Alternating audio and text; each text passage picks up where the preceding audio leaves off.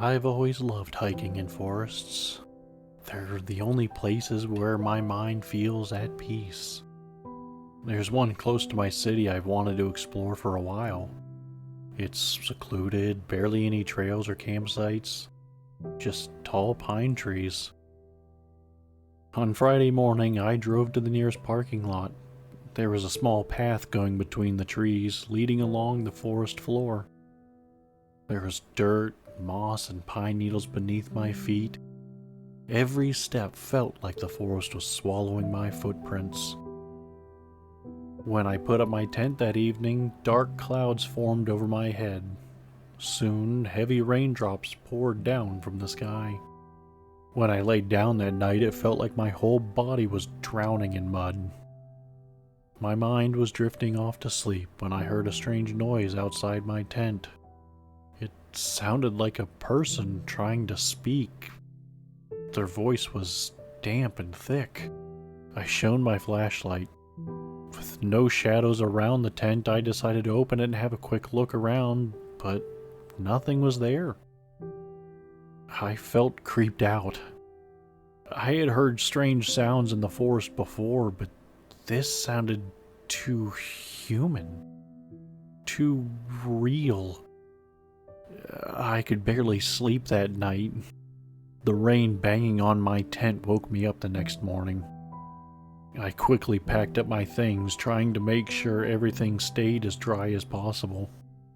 The sky poured all day, and the mud was sticking hard to my shoes. The forest was dead silent. Only the sound of raindrops falling on the ground echoed throughout. I was walking back to my car when lightning struck the path I was on. The whole forest lit up with a flash of bright white light. I had to put my hand in front of my eyes. When I put it down, I saw mud in front of me, bubbling vigorously as if heated from below. The mud started mushing together, slowly building height. It began to shape into a frame of legs, a torso, and arms.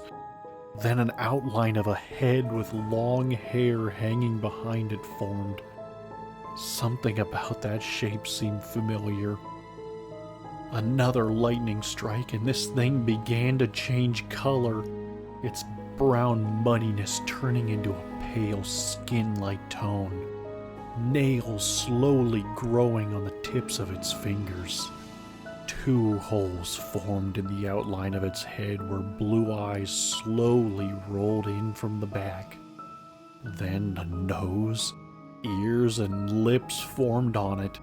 The lips opened, mud falling out from them, and in its place a row of pearly white teeth showed. The creature then looked at me and flashed an unnaturally wide grin with its eyes piercing mine. My whole body was frozen and my heart was pounding hard inside my chest. My knees were weak, my arms were shaking, and there was this strange metallic taste in my mouth. I couldn't take my eyes off it. Then the creature tried to speak. At first it sounded like a few inaudible mumblings, but as more mud fell from its mouth, it turned into something resembling words. It sounded human. Strange, but human. Like a person trying to speak with water in their mouth. I soon realized that the thing standing in front of me was me. Hi, Sally. It uttered my name in its damp, muddy voice. The sound pierced through me and unfroze my body. I immediately turned around, threw my stuff on the ground, and started running. My ears were ringing and my vision was blurred. I could hear the creature's feet splashing in the mud, getting closer and closer. Then I felt one of its hands gripping mine. I tried to wrestle out, but the creature was too strong. It threw me to the ground, mounted me, and put its hands on my neck. Its palms and fingers felt cold and wet. The creature smelled earthy and rotten like a swamp after a heavy rain. I tried to scramble out from under it, but it was too strong. My hand started frantically searching on the forest floor when it finally stumbled on what felt like a rock. I didn't hesitate and struck it over the head. It fell to the ground and mud began to pour from the place I had struck. It slowly began to bubble and clot like human blood. I took off running again, sprinting through the forest. I found a small rock opening beneath one of the hills. I'm hiding there right now.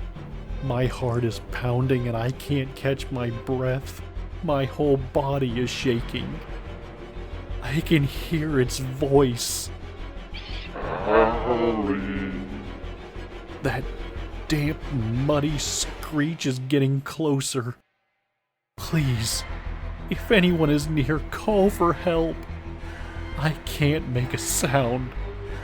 If I speak, the creature will know exactly where I am.